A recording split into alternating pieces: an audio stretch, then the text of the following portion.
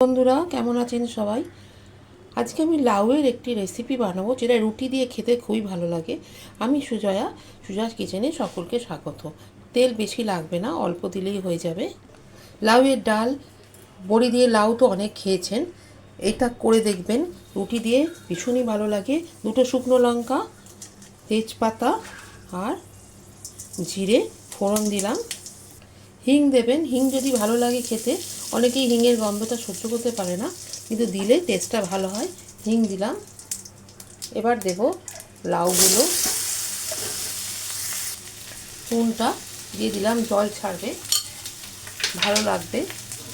দিয়ে এটা একটু নাড়তে হবে এবং এটা একটু চাপা দিয়ে দিতে হবে।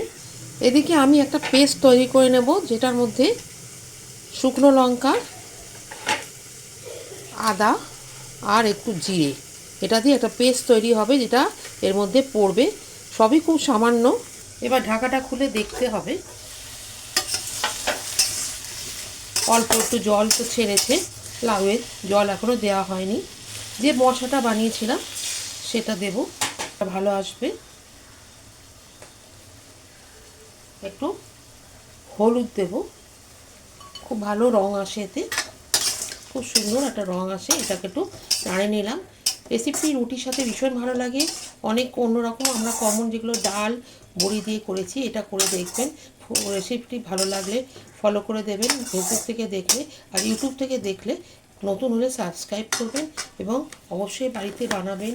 বানিয়ে সম্পূর্ণ নিরামিষ রেসিপি, রুটি দিয়ে খাওয়ার জন্য লাউয়ের রেসিপি, বেশিরভাগ তো ভাতের রেসিপি হয়।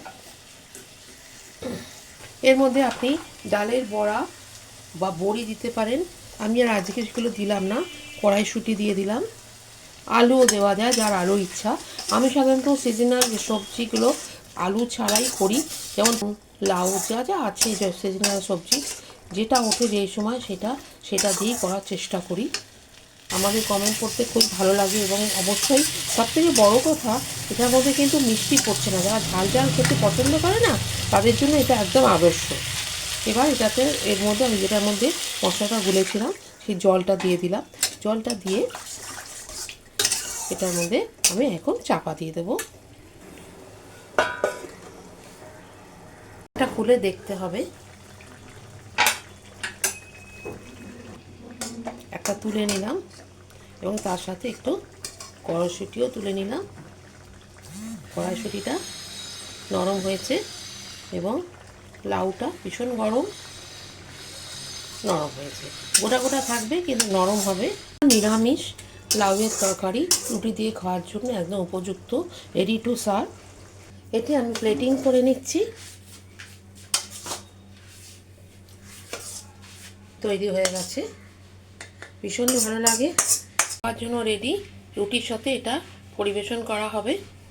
এবারে আমি এটাকে সার্ভ করে দিলাম।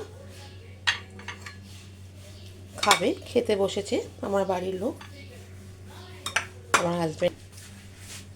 রুটি দিলাম,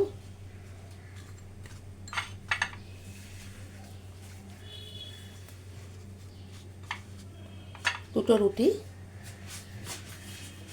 রুটিটাকে আপনি নানা রকমভাবে ভাজ করে দিতে পারেন। আমি এইভাবে দিলাম। তরকারি, লাউয়ের তরকারি গরমকালে ভীষণই উপযোগী একটি শরীরের পক্ষে খাবার।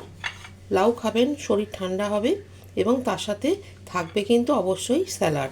স্যালাড ছাড়া খাওয়া যায় না।